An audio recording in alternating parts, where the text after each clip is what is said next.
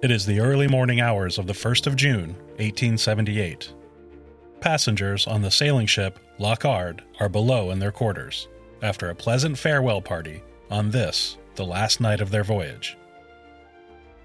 They would be in Melbourne within a day, and their long journey would come to an end. The weather had been nice, but squalls and a thick haze had pestered them the last several days. 19-year-old Eva Carmichael was awake in her bed, listening to the muffled rumble of the sea. Eva, relocating to Australia from Ireland with her family, was hopeful about her future. But still, she felt a bit of trepidation. She thought of the rumor she had heard during the voyage, that the ship was cursed, but shrugged that all off as nonsense. The captain and crew seemed perfectly professional and capable, and nothing unseemly had occurred over the past 90 days. A cold draft then blew in, chilling her, and the young woman pulled her blankets closer to her. On deck, Captain George Gibb stared into a world he could not see.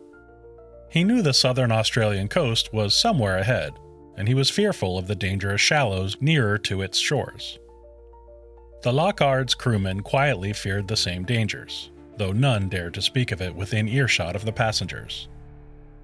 The Loch Ard had weathered worse storms, they told themselves, but the thick mist hid the rocky cliffs before them, concealing their distance and their dangers. When the breakers finally roared, no one mistook them for anything but doom. When the ship struck, her hull screamed as splintered timbers flew, lanterns burst and small fires erupted before being doused by the incoming water. Eva Carmichael felt her world tumble, then lurch. With her heart pounding, she raced for her cabin door as she realized her life and future were on the line. Her parents tried to reach her through the chaos, calling out for her over the roar of the surf and crashing thunder of collapsing beams. The Loch Ard was going down. Into the Breakers, the Loch Ard tragedy, today, on Shipwrecks and Sea Dogs.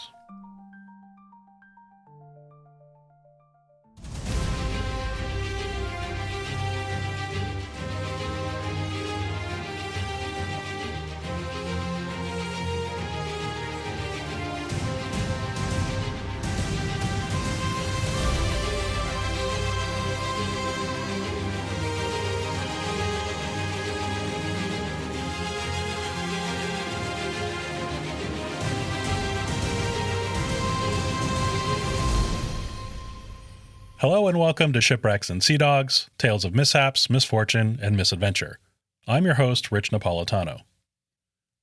The Victoria coastline of southern Australia is the final resting place of 638 known shipwrecks, although most of those have not been discovered. These waters of the Bass Strait have, deservedly so, earned the nickname of the Shipwreck Coast. 17 vessels of the Loch Line, including the Loch Ard, were lost between 1871 and 1918. 6 of those were lost in the waters of Australia.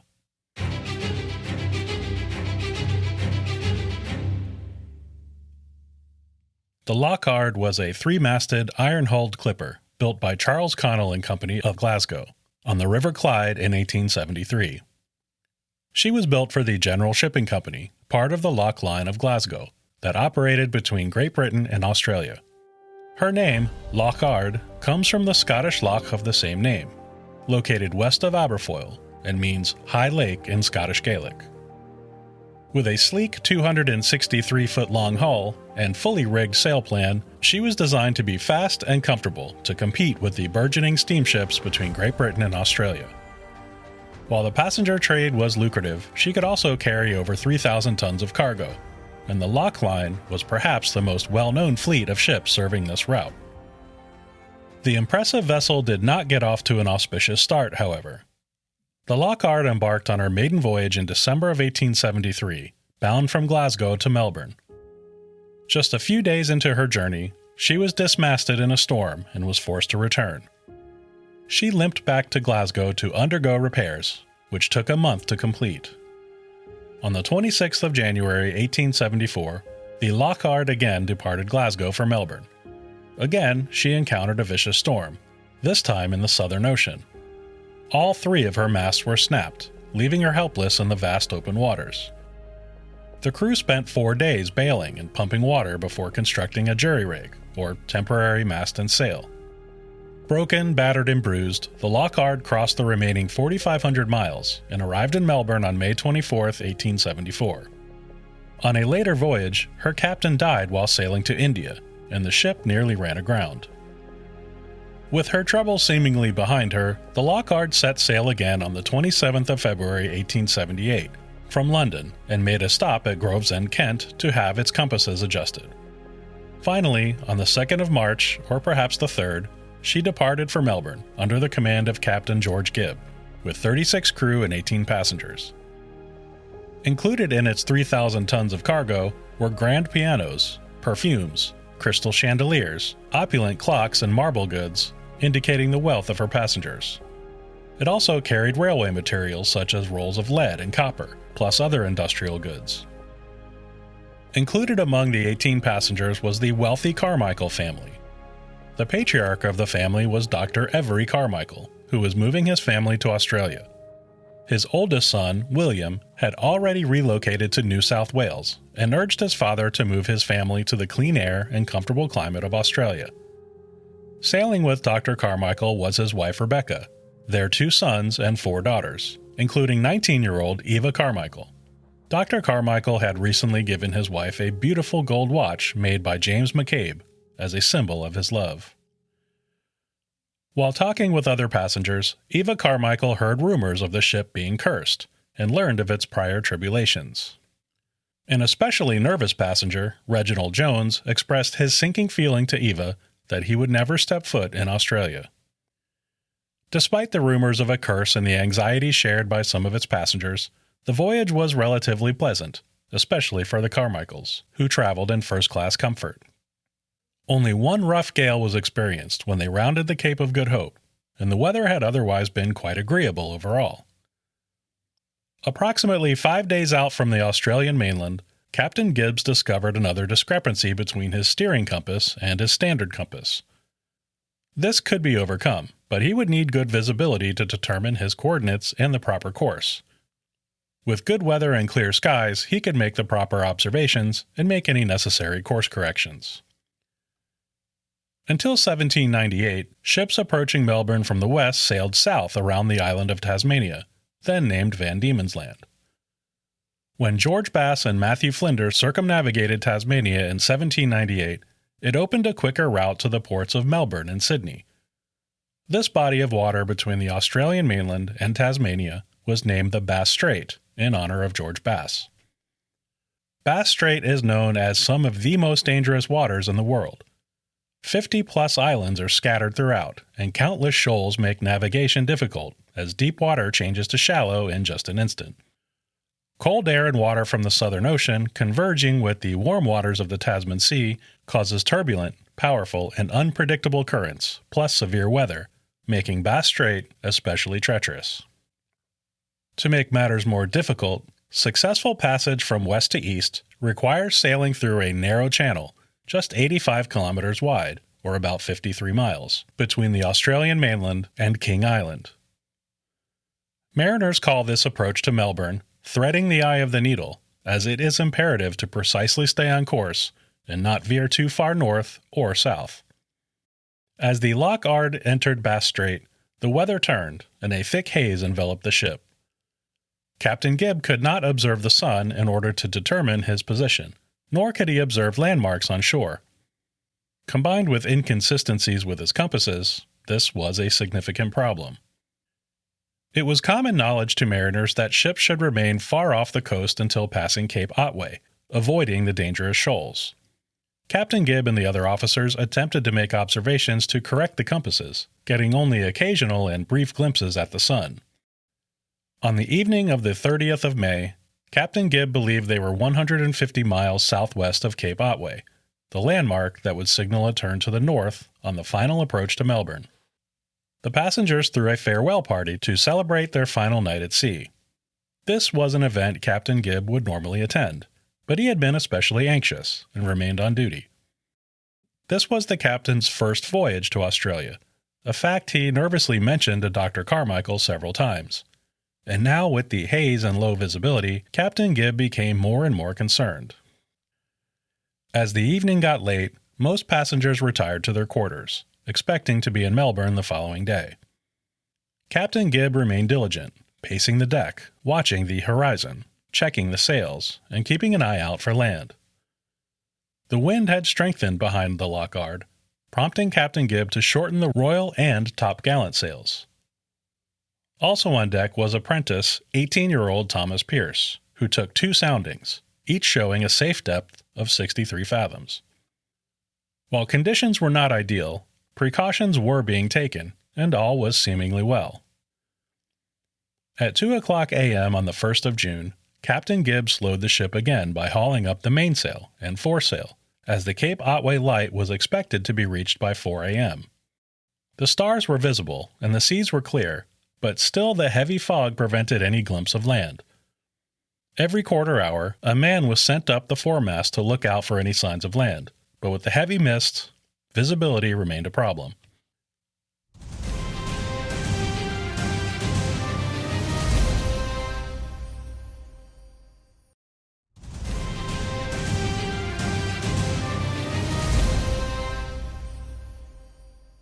At 4 a.m., a lookout on the foremast gazed into the distance, when suddenly the mists parted, revealing crashing breakers and large cliffs dead ahead, and the ship dangerously close to them. He shouted breakers ahead, and all hands were ordered to report to the deck, and the sails were hoisted to bring the ship about. But there was little time to react, and not much room to maneuver. The Loch Ard continued to drift toward the rocks, with its bow against the wind. Its anchors were released in a last-ditch effort to stop the drift toward the perilous coast, but they could not take hold in the sandy bottom of the Bass Strait. Within just minutes, the Loch Ard slammed into a rocky ledge, so close to shore that her yard struck the cliff face before her. She rolled back and forth with each surge of the powerful surf. Holes were punched into her hull, which grew larger as the pounding waves showed no mercy.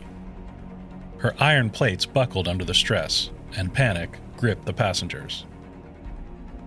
Captain Gibb ordered the lifeboats lowered, and life jackets were distributed. In the hazy dark, crewmen struggled with the lifeboats and passengers scrambled for their lives. Waves crashed over the deck of the ship, and it lurched and rocked with each surge. Broken spars from the ship's yards continued to strike the cliff face, showering the ship below. Fearing being struck, many sought shelter below, despite the ship already filling with water. A massive wave then struck the Loch Ard, lifting her up, spinning her stern off the rocks, and snapping her mainmast. It crashed down on the deck, crushing anyone below. The Loch Ard was sinking quickly, with some still trapped below decks. Eva Carmichael stood on the poop deck with Captain Gibb, as the ship was in her final throes. Captain Gibb shouted to her, "Tell my wife that I died like a seaman, at my post." Eva Carmichael then slid into the turbulent water, attempting to escape the sinking ship. She found some relief by floating on a wooden hen's cage and grasped onto a broken spar. Passengers Reginald Jones and Arthur Mitchell also found the spar, and the 3 held on for their lives as the surf dragged them where it would. In the chaos, Thomas Pearce attempted to lower the portside lifeboat. Although just 18 years old, he was no stranger to the perils of the sea. His father, R.G. Pearce, was captain of the SS Gothenburg in February of 1875, and he was killed when his ship went down after striking a reef off Townsville, Queensland. Thomas himself experienced disaster on just his second voyage, while on board the Eliza Ramsden. The vessel struck Corsair Rock at nearby Port Phillip Heads and later sank. With Pearce and 5 others in the lifeboat, it was released into the water and was immediately carried away in the current. The men attempted to hold on to the Loch Ard using grappling hooks, which only caused the lifeboat to capsize under the strain, and all its occupants were dumped into the treacherous surf. Pearce held on to the overturned boat, and when he regained his bearings, he saw none of his shipmates or the passengers. He remained under the capsized boat for roughly an hour, breathing air through the drain plug hole. The violent currents dragged him and the capsized lifeboat out and back until Pearce could see a gorge that cut deep through the cliff face. The incoming tide caused the boat to strike the rocks, which threw Pearce from the boat. He remembered seeing a sandy beach at the end of the gorge, and Pearce swam for it. He struggled through the cold water and powerful currents before finally collapsing on the beach. He then came to the realization that he was alone. The ship was gone, and nobody else was in sight, only scattered debris from the wreck that had floated into the gorge. Exhausted and cold, Pearce sheltered in a nearby cave to rest and recover his strength. After about an hour of rest, Tom Pearce left the cave to search for any supplies or food that may have washed ashore. It was then he heard a shout coming from the water. Peering into the distance, he could see a tiny figure bobbing up and down, waving a hand, about 200 yards from shore. He struck out into the water immediately, swimming against the fierce tide. As he approached, he recognized her as the young woman, Eva Carmichael. She was clinging onto a spar from the ship and was only semi-conscious when he reached her. Pearce grabbed hold of the fading woman and made the difficult swim back to the beach. He placed her safely on the sand and observed her badly bruised body, covered only in a nightgown. He immediately carried her to the cave and laid her on a bed of seagrass that he assembled. Eva Carmichael needed warmth, and Pearce set out again to search for supplies, discovering a case of brandy. Eva drank some of the brandy when she regained her senses, and Pearce massaged her feet, hands, arms, and legs to warm them up and regain circulation. While they had shelter and Eva had started to recover, Pearce knew they must find help. Looking around, he saw the gorge was surrounded by high cliffs, and he set out to climb to the top. This proved to be extremely difficult, as the sandstone did not provide for strong footholds. Exhausted, he was forced to pause several times, before finally finding a path up to the top. Once there, he was met with waist-high, almost impenetrable scrub. Pearce moved through the vegetation slowly, and with much difficulty. Each step was met with a divot, roots, or some other obstacle making for difficult footing. All around him was quiet isolation and the roaring seas. From his reckoning, he determined to be still a great distance from Melbourne, and his hopes of encountering any civilization dwindled. Still, he pressed on. After a time, he came across two men on horses, who called for him to approach.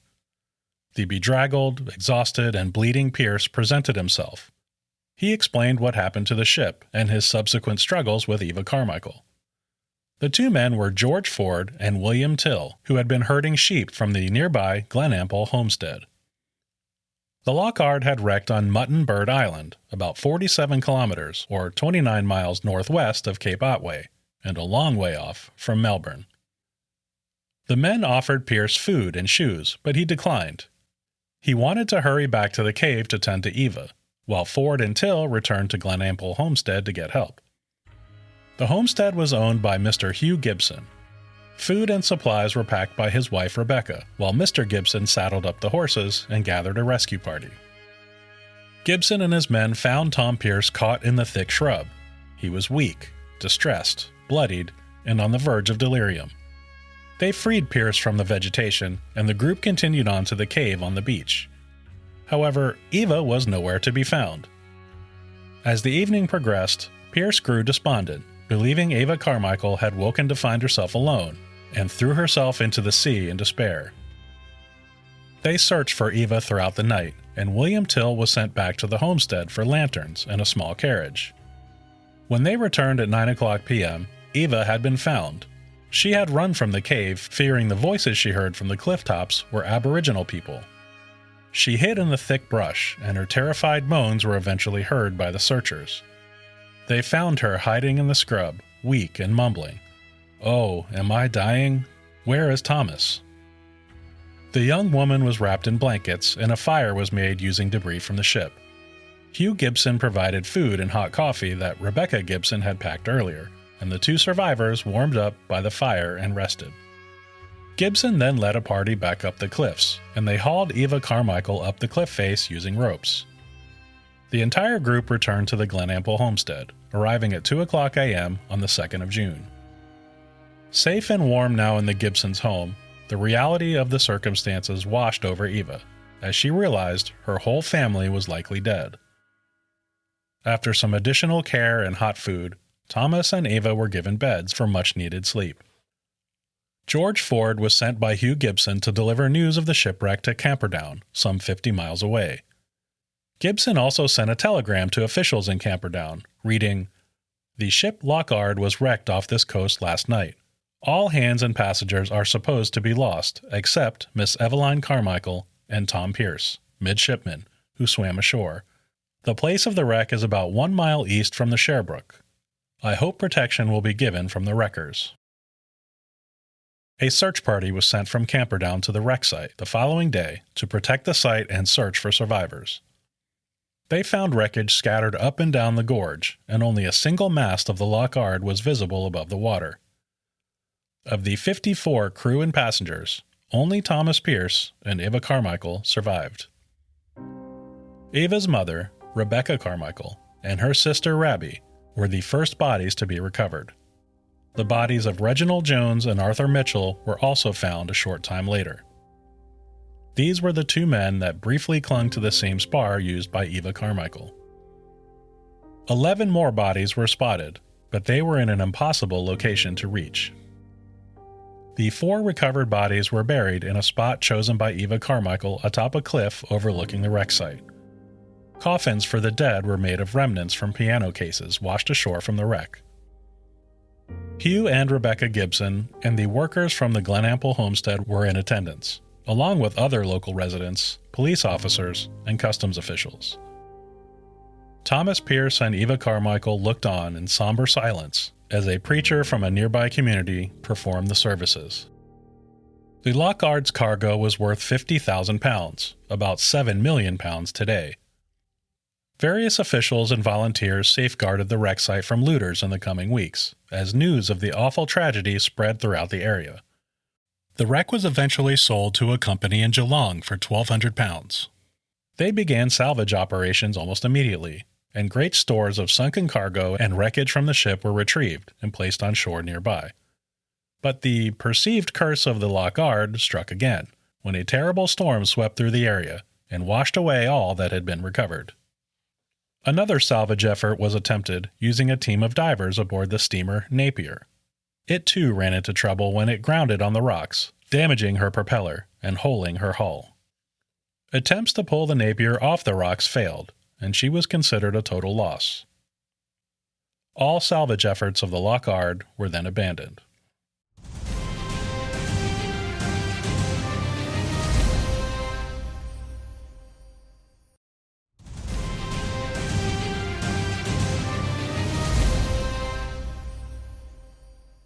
Thomas Pearce and Eva Carmichael were housed at the Gibson home at Glenample Homestead while they recovered from their physical and emotional trauma. As the only crew member to survive, officials in Melbourne asked Pearce to attend an inquiry into the loss of the Loch Ard, and he provided a full and detailed account. Afterwards, Thomas Pearce was showered with gratitude and gifts by the people of Victoria. The Governor of Victoria awarded him with a gold watch and chain. The Royal Humane Society of Victoria awarded him with a gold medal for his heroism in saving Eva Carmichael. The people of Warrnambool collected £100 to give to him so he could purchase new clothes and have a bit of spending money. In Sydney, New South Wales, he was given a new set of nautical instruments and navigation charts. Remarkably, a trust was established for him by the people of New South Wales and Victoria for Pearce to access upon his coming of age or commanding his first vessel. For his part, Thomas Pearce was publicly very humble, and stated he had only done what he thought was right. Thomas Pearce and Eva Carmichael were celebrities of sorts, and the 18-year-old seaman and 19-year-old young woman naturally developed a closeness with each other. Eva would often throw her arms around Thomas and shout, "My savior," embarrassing the humble young man. While circumstances pointed to a beautiful romance for the couple, something the public wished for, an intimate relationship never developed between the two. Despite the wonderful care, warmth, and compassion she had received from the people of Australia, Eva missed her remaining family back in Ireland and was desperately homesick. Just 2 months after being shipwrecked and nearly killed, Eva Carmichael bid farewell to her new friends at Glenaple Homestead and to Thomas Pearce. She departed in August of 1878 and never again saw Australia or Thomas Pearce. She married T.A. Townsend 2 years later in Bedford, England, where she lived with her husband and 3 children for many long years. Eva Carmichael Townsend died on the 8th of April, 1934, at the age of 74. The Warrnambool Bull Standard newspaper in Victoria printed her obituary, still remembering the young woman who washed up on the shore so many years ago. Thomas Pearce relocated to Sydney, where he joined the crew of the Loch Ard, which was on its maiden voyage from England. He experienced another shipwreck on the ship's next voyage to Australia, when the Loch Ard struck Skulmartin Rock off the coast of Ireland. The ship was a total loss, but Pearce and all others on board were rescued. Thomas Pearce married Edith Strassenberg in 1884, and they had 2 sons and a daughter together. Both sons became ship's apprentices, and his oldest, Thomas William Pearce, was killed when his ship was lost off the coast of South Australia. Thomas Pearce Sr. went on to work for the Royal Mail Steam Packet Company, and in 1905 he was named master of his own ship, operating between Southampton and the West Indies. In 1906 he was given command of the liner RMS Orinoco. Under his command, the Orinoco collided with the Norddeutscher Lloyd liner Kaiser Wilhelm der Grosse. The Orinoco penetrated the German ship's bow, killing 4 people. An inquiry into the accident determined the Wilhelm der Grosse to be entirely at fault, and Pearce was exonerated of any wrongdoing. He was then given command of the RMS Trent, but just 2 years later he became ill and was forced to step down. He died of his illness on the 14th of December 1908 at the age of 49. The Royal Mail Steam Packet Company sent one of its directors to Pearce's funeral, something they had not done before for any of its officers. The company also awarded £500 to his widow, Edith. The wreck of the Loch Ard remained in place, virtually undisturbed until 1967, when it was found off Muttonbird Island by a local diver. Ownership of the wreck was hotly contested for years. Treasure hunters, meanwhile, scoured the wreck and pulled countless items for their own private collections. In 1993, an amnesty allowed for owners of such relics to register and catalog the items without fear of prosecution, and be permitted to retain ownership. The Flagstaff Hill Maritime Museum in Warrnambool houses some of the relics from the Loch Ard, including sheets of copper and lead ingots. It is also home to perhaps the most well-known artifact, known as the Milton Peacock. This magnificent work of art features a colorful peacock standing on a rock, and was made at the Minton factory in Stoke-on-Trent in the 1870s. One of 12 produced, this particular piece was destined for the 1879 Sydney exhibition and the 1880 Melbourne expedition. It was found washed up on shore 2 days after the wreck of the Loch Ard. It is worth an estimated $4 million today. The museum also houses Rebecca Carmichael's gold watch, the gift given to her by her husband. The watch was found on Mrs. Carmichael when her body was recovered. It was then given to Eva Carmichael, who brought it back to Ireland and gave it to her husband. The watch remained in the Townsend family until 2011, when it was put up for auction at Sotheby's, Melbourne. Through public and government support, the watch was purchased by the Flagstaff Hill Maritime Museum, where it remains today, known as the Carmichael Watch. Today, the gorge where Tom and Eva landed is named Loch Ard Gorge, and a nearby scenic overlook is named Tom and Eva Lookout, honoring the ship's only 2 survivors. The cemetery where the dead were buried is atop the adjacent cliff above the gorge. The tombstones of Rebecca and Rabbie Carmichael, Arthur Mitchell, and Reginald Jones can still be seen today, as well as a memorial plaque naming all 52 people who lost their lives in the sea below.